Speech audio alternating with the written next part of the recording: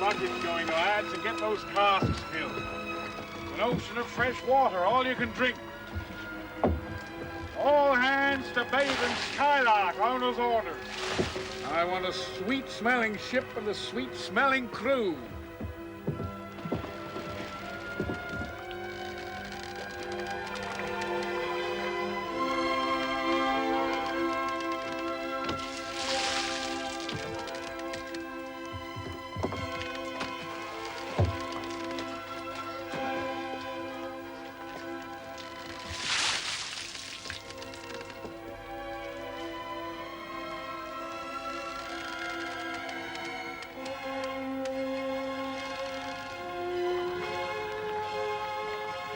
Dugout.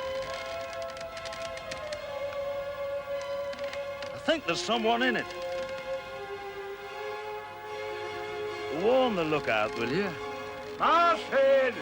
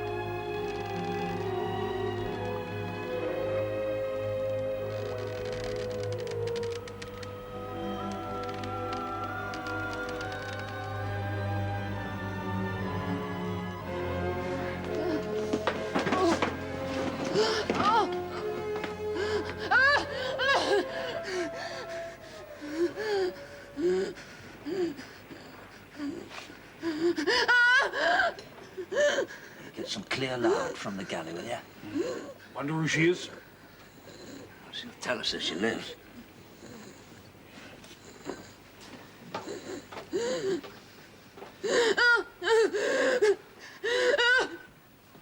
You have to come straight to the point, Elizabeth. I've no time for small talk.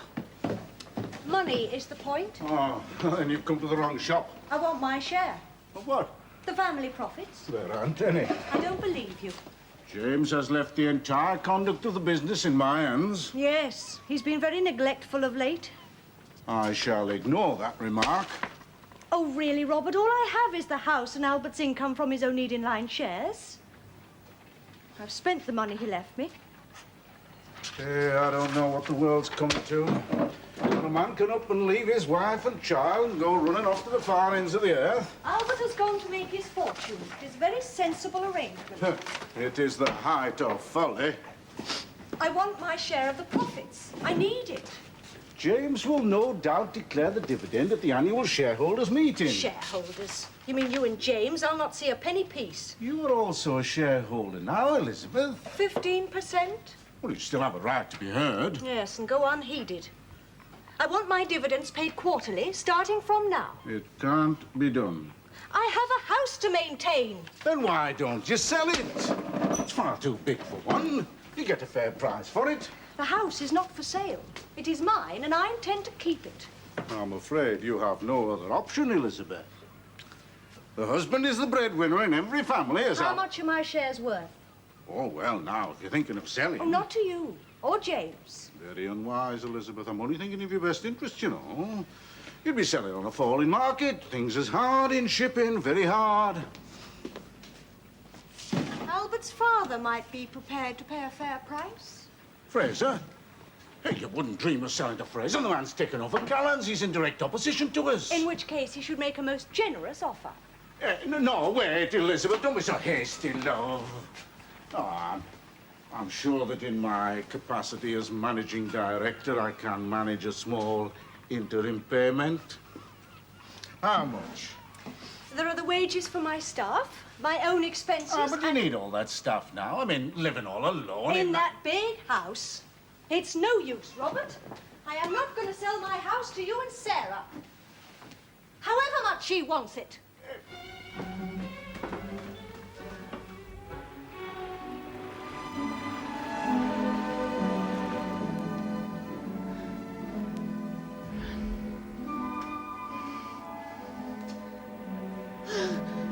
Look back. No! No, don't look back. Keep running. Run. Don't stop. Mustn't stop. No! Oh! Quite safe. Now you're aboard a British ship, the Osiris, homeward bound for Liverpool. Liverpool. Ah. Do you know Liverpool? Let her drink this. Right. Come on. Oh. There's a good girl. Up. We go. Oh. Oh.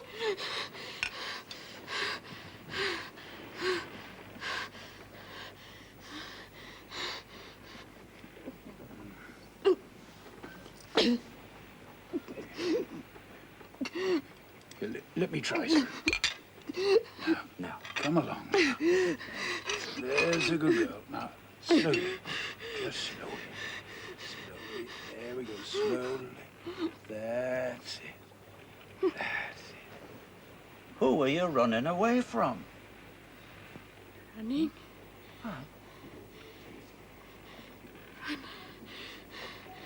Run! Run!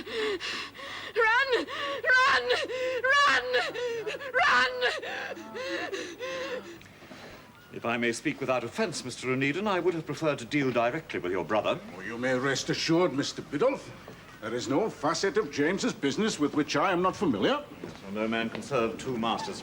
I think you will find, Henry, that in matters of business, the adage does not hold true. Mr. Onedin here may very well serve two masters, himself as chandler and James Onedin as owner. That's a common enough practice. And one to be deplored. I was thinking of your brother James's taste for taking himself off to sea in moments of crisis.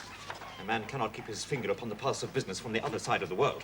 Crisis? In the coalfields, Mr. Onedin. Here, in the coalfields. A man is worthy of his hire. There's scripture for you. Pay them, Henry, pay them. Oh, yes, it's easy enough for you to be free with other folks' money, but you'll sing a different tune when your pocket is hit. But a crisis? The miners object to hacking out the owner's They hundredweight. demand, mark you, higher wages and lower output. Now, if the banks charged a guinea for every pound, Well, they did. I'll warrant there'd be an outcry from the business community that would ring through the very corridors of heaven itself. Incomparable. And yet the moment a miner objects to hacking out 21 hundredweight for every ton, even a you thick call him skulled an Hollywood ungrateful would see dog that. and close the doors in his face. But, gentlemen, surely there is room for compromise. There is, there is. Compromise means that I give and they take. Never. We picked you up 90 miles east of the Amazon. You weren't to know, but you were floating in an ocean of fresh water. You'd only to dip the bailer over the side. What? Aye. The Amazon pushes 200 miles out to the sea. Amazon? Yeah, now, come on, wake up. Wake up! What's your name? Eh? Aye. What's your name?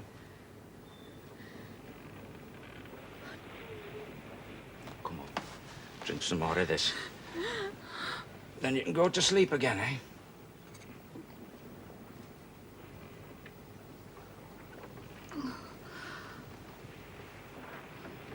Maud. Maud? Is that your name?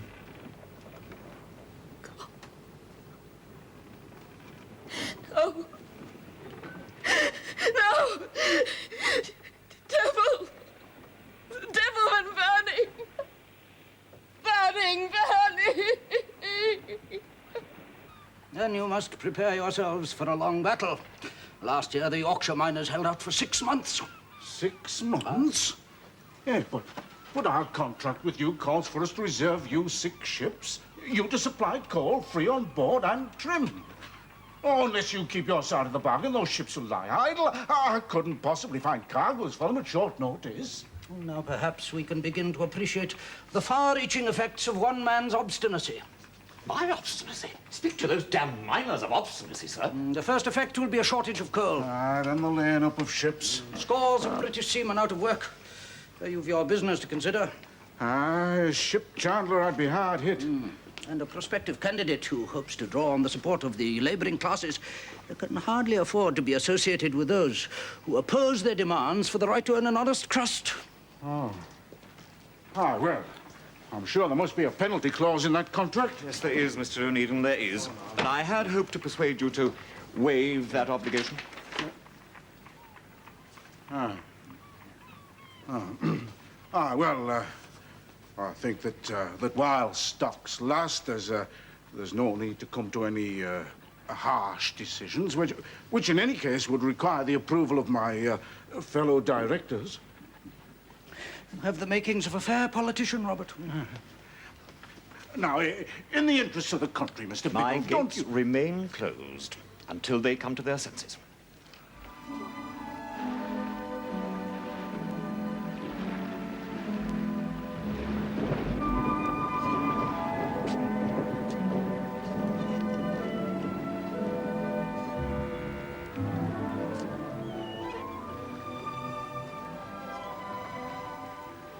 Can you not recall your name, madam? I've tried, Maud, you said. but no. Not Maud.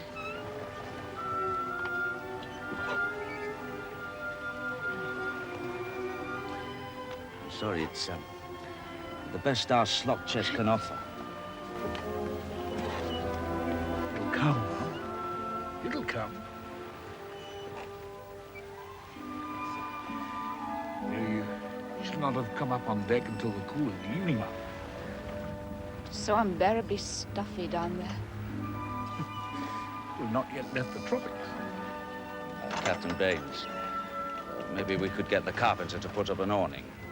Bits of canvas, a few lengths of rattan.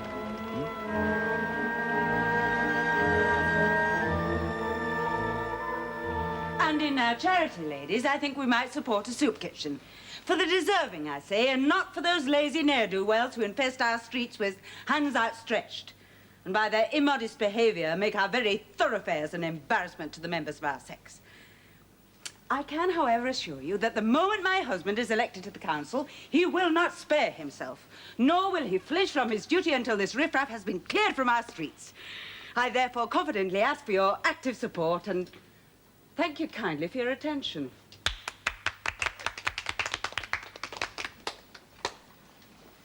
My very first speech, Elizabeth.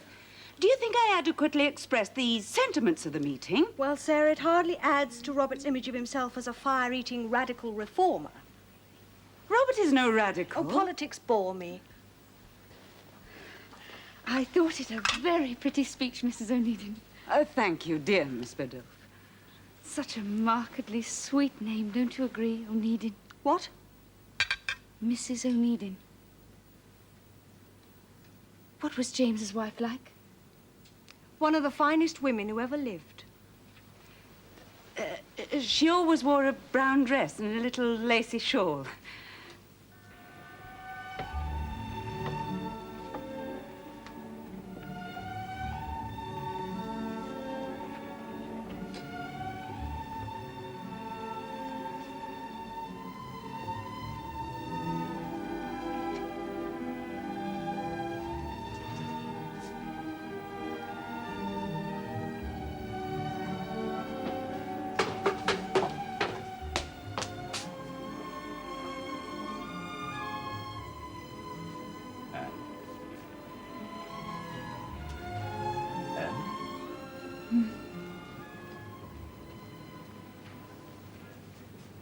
What the devil? I found these garments in the chest. I hope you don't mind.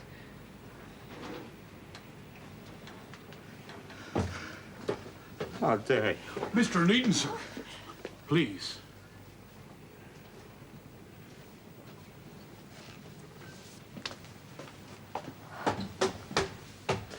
You must bear with him, ma'am. Mr. Onedin's not been himself these last months. He looked demented. He reminded me of... It's them garments. see, it belonged to his wife. She died in childbirth. Oh, I didn't know. Well, why should you? Well, I found them in the chest. Yeah, that was hers. He's kept it here ever since. I shall replace them very carefully, then apologize. No, Mum. If I were you, I'd just let it rest. He's sort of hiding from memory, you see. That I can understand. Miss Biddulph. Oh. Come along, Miss Biddulph. Show us your form.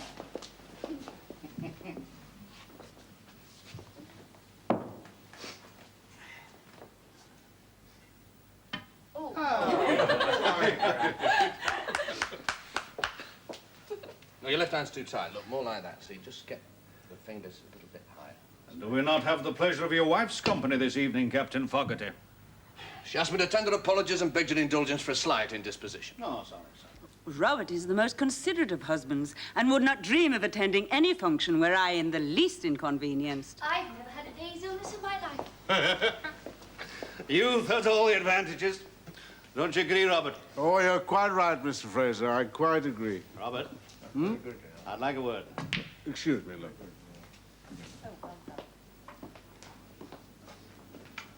Robert, this time you and I came to an agreement on one or two other matters. Oh? Shipping's going through a bad patch, eh? Oh, terrible. I've never known trade so bad. The Chandler side of the business is feeling the pinch. I'll not deny that. No time for dog-eat-dog, more for share and share alike, wouldn't you say? Eh? And with a little goodwill on both sides, you could supply my ships as well as Onedin's. Oh, well, if I can oblige in any way, Mr. Fraser, you've only got to say the word. There's not much to gain from treading on one another's toes. Our best interests lie in each company developing its own sphere of influence without interference from the other. If James will agree to keep his ships out of my waters, I'll keep mine out of his. A gentleman's agreement. Ah, well, I'll do what I can, Mr. Fraser. And there's my hand on it. Well done. Well done, Robert. Thank you. Thank you.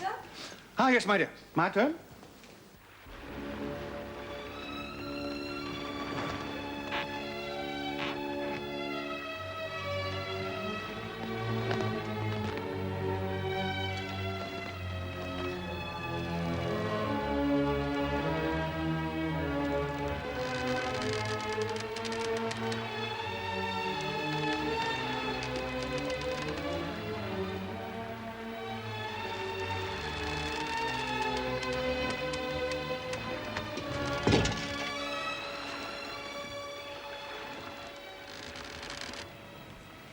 Cannot yet tell us how you came to be adrift in a native canoe, eh? It's no use, I cannot remember. Perhaps if you was to concentrate more upon your upbringing, Mum. England? No, I cannot recall. Well, we're bound for Liverpool. Liverpool. Now that has a familiar ring. Someone, somewhere. It'll come back, Mum. Never fear. It'll come back in time. Precious little of that left. Coming into harbour within 5 days.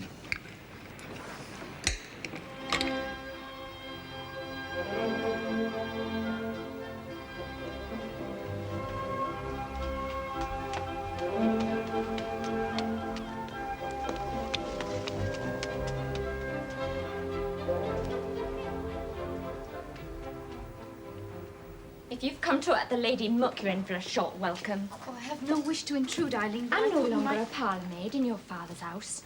My lawful wedded name is Mercy. Mrs. Eric Mercy, if you please. Oh, come now, Eileen. We were such good friends. Servant and mistress. Those days have gone, thank God. You get no bobbing and curtsying in this house, let me tell you. But I only want to help. You can best help by persuading your skinflint father to unlock colliery gates. Yes, but he will. I've heard him say so often. The moment the men promised to go back to work. Your husband could persuade them to do that. They'd listen to him, and he would listen to you. I've told my husband. You go back before strikes one and I'll leave you. You don't mean it. Charity costs the rich nothing. What right have you got to come down here? You've no idea. You don't know what it's like. What good's a loaf of bread? Will you come round tomorrow when we've eaten that? I've got 4 children to feed, as well as my husband and myself. Boiled vegetables, picked up out of the gutter after the market. You wouldn't throw it to a stray dog. I'm fighting to keep my children alive, but I won't do it on charity. My husband can work and wants to work, but for a fair wage. I'd rather starve than ask him to go back.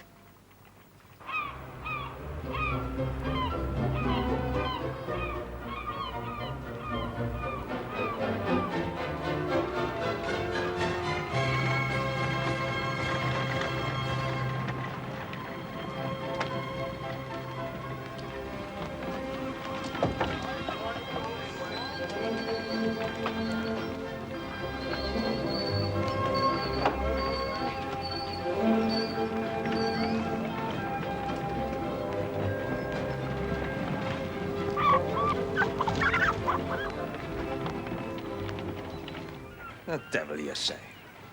A cold strike on at Biddle's Pits? Well, what does the fool think he's doing? I've got 6 ships on standby waiting for his cargo of coal. Oh, it's not Mr. Biddulph's collieries alone, you know. The entire St. Helens coalfield is at a standstill. Well, what are you doing about it? Me? Yes, you. I left you in charge, did I not? Well, what can I do?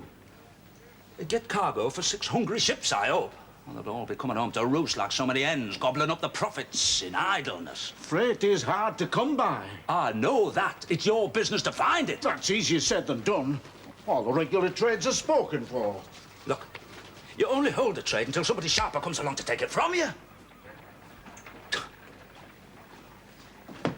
Right. So, we'll take up some of Callan's old Swedish contracts. Now, that fool Fogarty's let things run down. I doubt if Fraser's yet got a tight hold of things.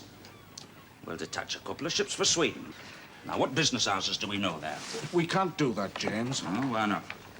Well, during your absence, Mr. Fraser and I came to a gentleman's agreement. You did what? It's Mr. Fraser's contention, and one with which I wholeheartedly concur, that, well, during this infernal trade recession, there's little to be gained and a great deal to be lost if we waste time and energy by undercutting each other.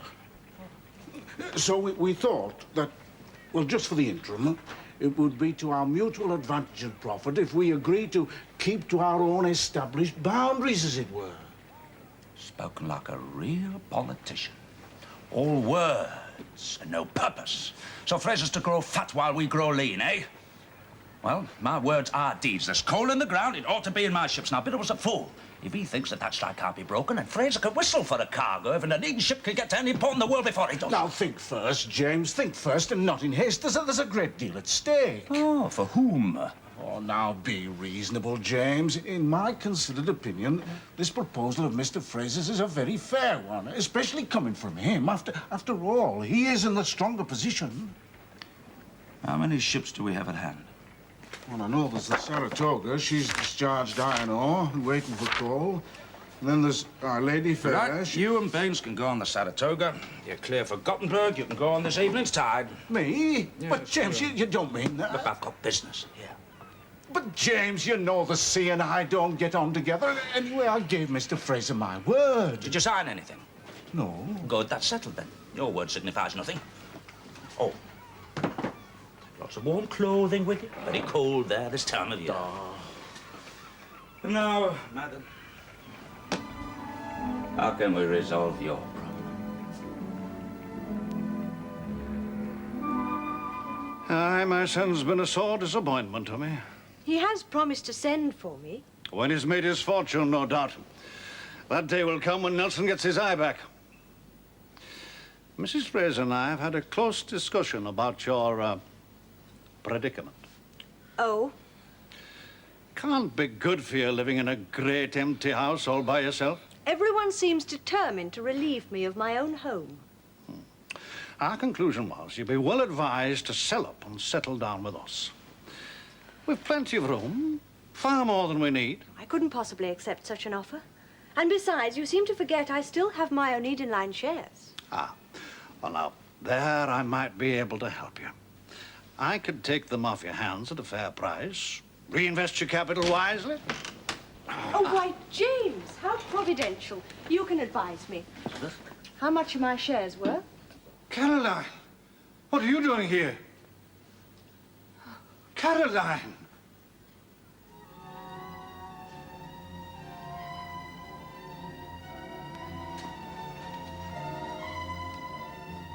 No, don't touch me!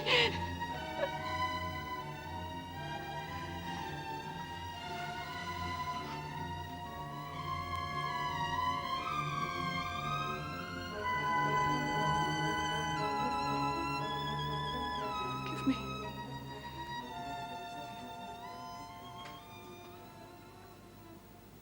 One of them touched me. His hand on me. I hit him and ran. I ran and ran. Don't stop running and don't look back. I knew he was following me. I couldn't bear to look. I might have seen Jeffrey.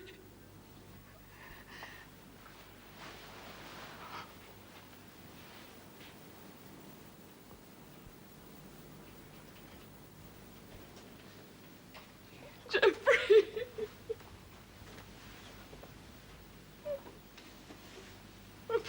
My niece. My wife's sister's eldest girl. She's been out in Brazil for 6 years. Married to Geoffrey Maudsley. He's in the railway business out there. How did you meet her? Surveying the countryside for a railway link. He asked me to go with him. I'd seen so little of him these last few months. We made camp on the bank of the Itapacaru River. There's an inhospitable country, if you like. Headhunters. I was awakened by the screaming of the others. It was terrible screaming. Then Jeffrey took his gun and went out.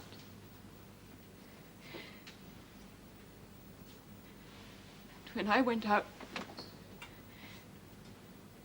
one of them had taken hold of him.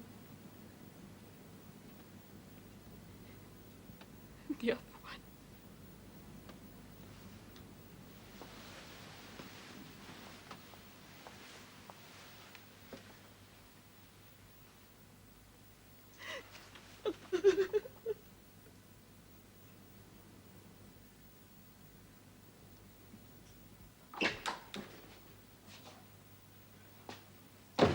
Yes, Captain Fogarty. What is it? Robert Onedin is to take the Saratoga to Gothenburg. Robert gave me his word he'd keep the Onedin ships out of my waters. Damn James Onedin. There may be something I can do, sir. Do? What can you do? I'll race the Saratoga to Gothenburg. Robert Onedin and Baines will be storm and tempest to each other on that ship. First come, first served. I should have several days to make firm our business contacts. It's not enough. If James is bent on filching my trade. Have the whole voice to contemplate that problem, sir. Something will occur to me. That's what I like about you, Captain Fogarty. You're always ready and willing to fight James Onedin. It's us. Or him. Good night, sir. They crept upon the camp at night, hooting and howling and painted in the likeness of bogeymen and devils. And the whole company was massacred in the most revolting manner. Her husband decapitated. Before her very eyes. Oh, Robert, don't forget to take an extra pair of woolen mittens, will you? I've heard the weather in those northern climates can be quite atrociously cold. And is Mrs. Maudsley now fully recovered? Oh, aye. You know, she's worth a pretty penny, Sarah. Apparently, Maudsley was a man of very wide business interests. Nothing can compensate for the loss of a loved one. She's related to the Frasers, I understand. A niece on the distaff side, I believe. Smelling salts and aspirin in case you get one of your headaches. And a flask of brandy.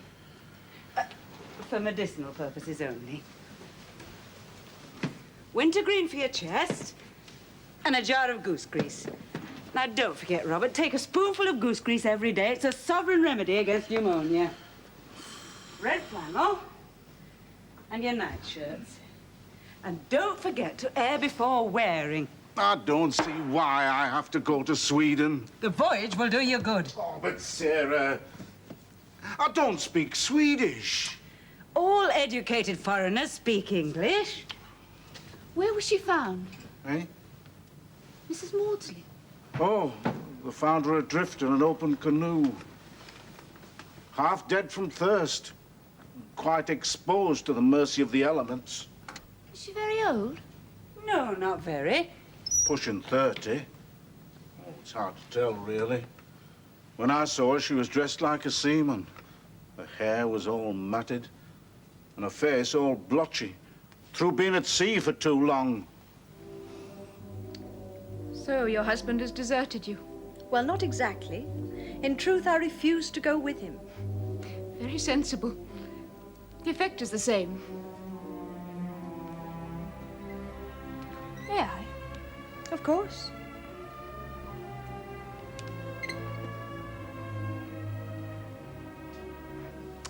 Under the circumstances, the best advice I can give to you, my dear, is to take a lover.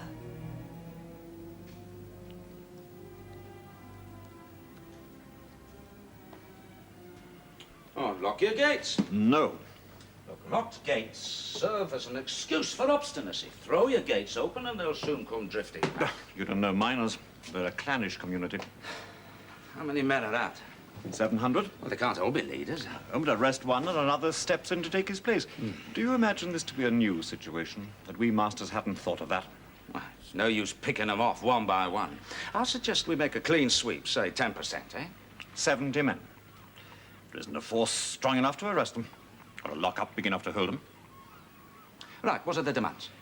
As always, higher wages and improved conditions of employment. All right, then. They shall have their wish.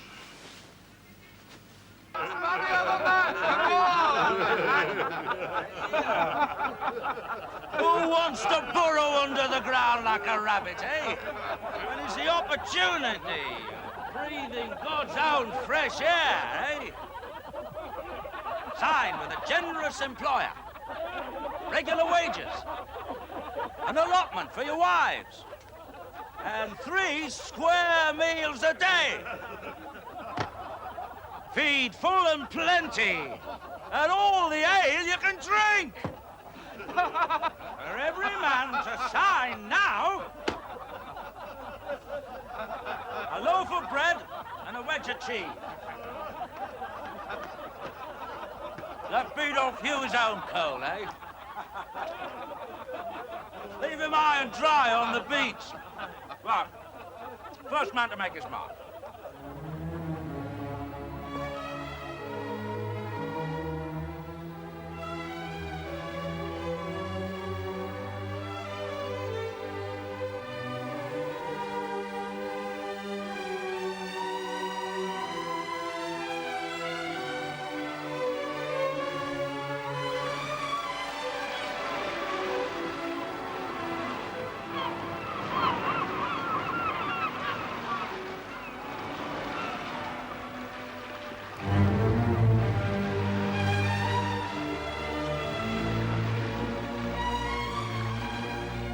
Eric! Whatever's happened? He signed on for a sailor. Now, here's his advance note. You can crack that the moment he sails, eh? Come along, Collie, up with you now. Come on. There we go. Oh, we'll send him back safe and sound. Eric!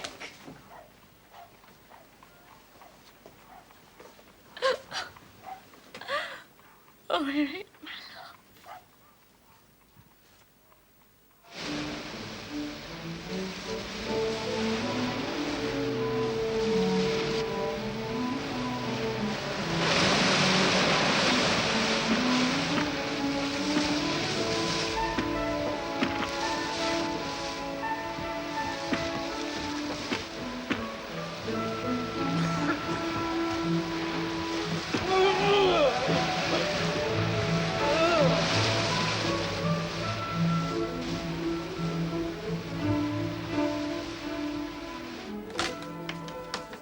She'll be staying with you, then? Caroline is the most delightful companion imaginable.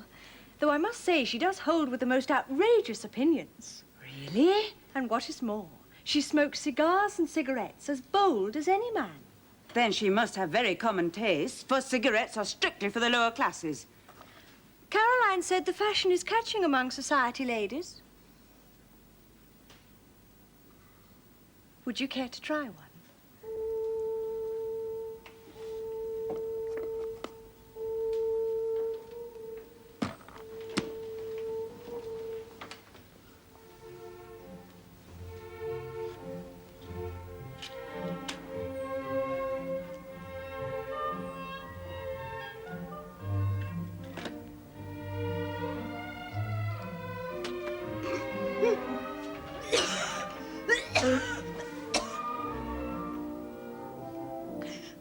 The gentlemen are very welcome to their vices.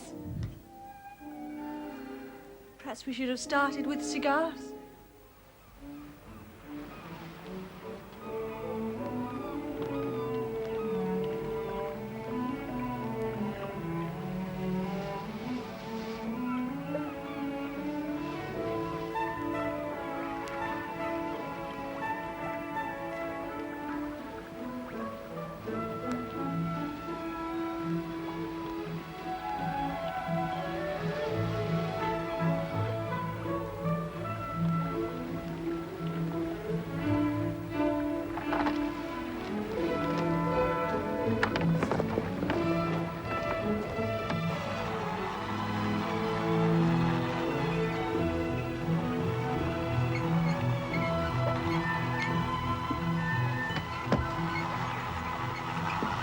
Breathe in this air.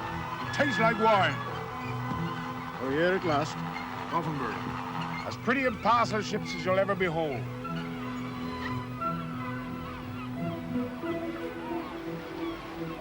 It looks like a Fraser ship burst on the jetty. I reckon Captain Fogarty's beaten us to it. I doubt he'd be pleased to see you, sir. You'll kindly leave the conduct of the business to me, Captain Baines.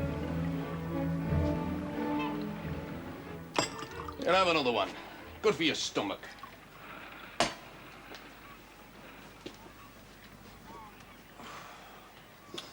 Now, I thought it was clearly understood that this was to be our trading area. Well, I put Mr. Fraser's proposal to James, but he would have none of it. You and Mr. Fraser shook hands on it. Oh, I know. Well, you know James. Oh, I do.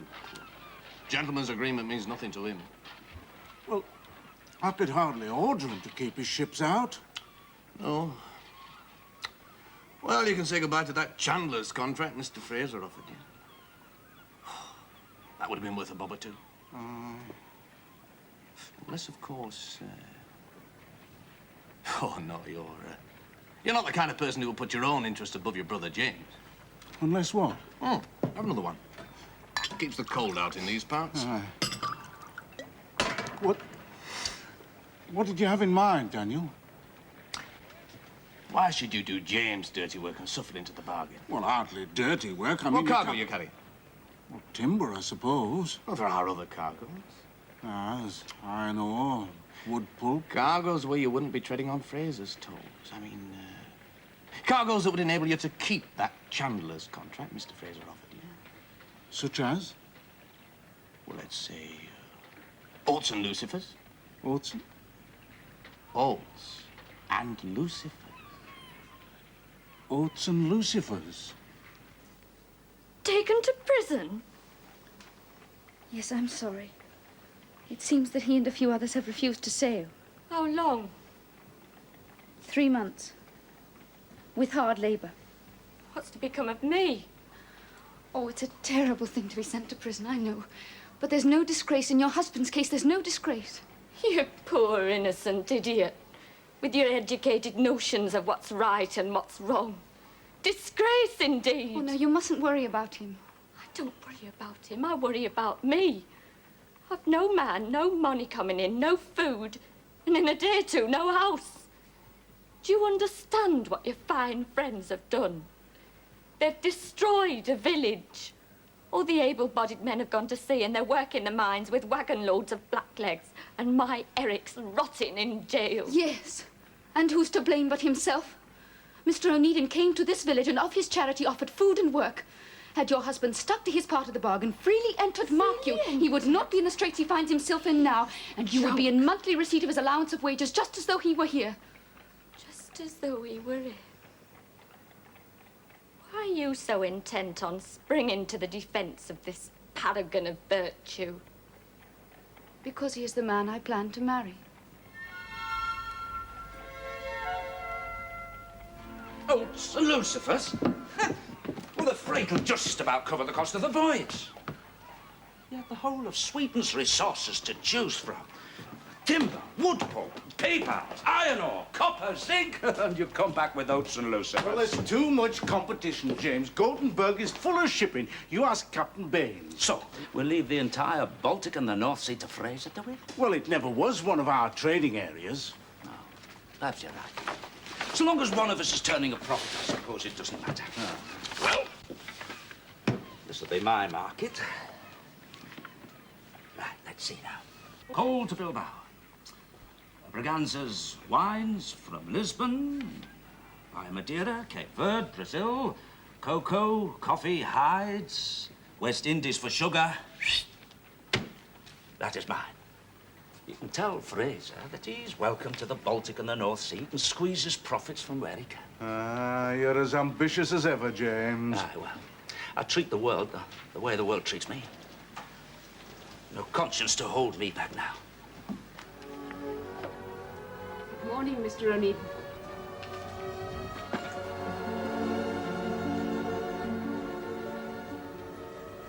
Good morning.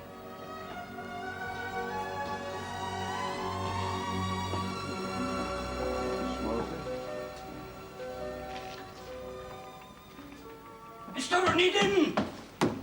You are a scoundrel, sir, a scoundrel. Oh? For finding work for starving men? Those men went hungry of choice. So I'm supposed to go hungry along with them, am I? Well, that's not my choice, nor that of my seamen. Your seamen have much to thank you for. Fill their places with abducted miners and expect their gratitude? You are a hypocrite, Mr. Onedin, a hypocrite. Abducted? They signed articles without coercion. Without coercion? And my understanding is you plied these unfortunate men with drink until they were insensible as to what nonsense they were putting their names. They signed articles, then, Mr. Plimsoll. They will go to sea. Aye. Only because if they refuse, they'll be hunted down like common criminals, prosecuted with all the rigor of the law, and sent to prison for a term of at least 3 months. Now that, Mr. Onedin, I call coercion, and coercion of the worst kind. No point in arguing with a man like you, sir. You have your opinions, I have mine. Oh, good day to you. Day to you, Mom. Hey, Mr. Plimsoll. No, wait. What's all this about? I hope I'm not intruding, Mr. Onedin. I've yet to thank you for your timely assistance. That was more good luck than good intent. You are too modest, Mr. Onedin. My recollection is that you nursed me back to life. We did what was necessary. And to think that Mr. Plimsoll described you as a scoundrel. And did you agree with him? Yes. Oh? How else would you describe a man who, for no other motive than that of private gain, abducts a few score half-starved wretches whose only crime was in demanding a decent return for their labor? Well, they're earning a fair living at this very moment. But not of their own choosing. And certainly not one I should care to recommend. During my stay aboard your ship, Mr. Onedin, I could not help but observe that your men were ill-clothed and ill-used, driven to work like so many dogs, and with food and accommodation not fit for farmyard animals. I also noticed that you and your officers ate of the best and slept between clean sheets. I think those miners are in for a rude awakening, Mr. And I Onedin. think that you speak from ignorance. Any ship's master will tell you. He thinks himself fortunate if half his crew have ever set foot aboard a ship before. Now, where do you think we get them from, eh? The crimping houses. Your miners can think themselves lucky that they didn't have to give a month's wages in advance for blood money. Blood money? It's a custom. Not one I care for, but not one I could change. Have you ever tried? No, I have not. But if it's change you want, I suggest that you address yourself to Brother Robert. Now, he is the politician of the family. I can assure you, Mrs. Maudsley, that Mr. Plimsoll and myself are in complete accord on this subject. I said as much in a recent speech to my constituents over I at see Duff. I have an ally. Well, don't question his motives too closely. Robert is in charge of all the ship's victuallings. The welfare of one's workers should be a charge upon all. Why do you think men go to work, eh? For pleasure? For the company that they keep? Work is harsh, always has been. Better than pauperism. So you exploit their misery. They deserve better. A man doesn't get what he deserves. He gets what he earns. You are a man entirely without compassion.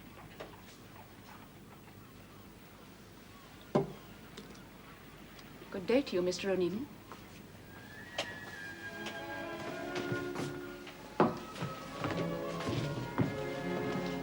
Mrs. Maudsley?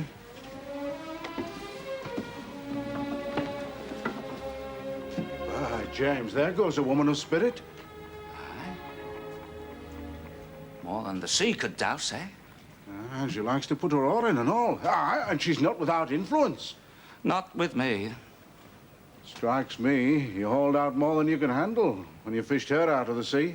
Well, if she's any trouble, we can always throw her back again, eh?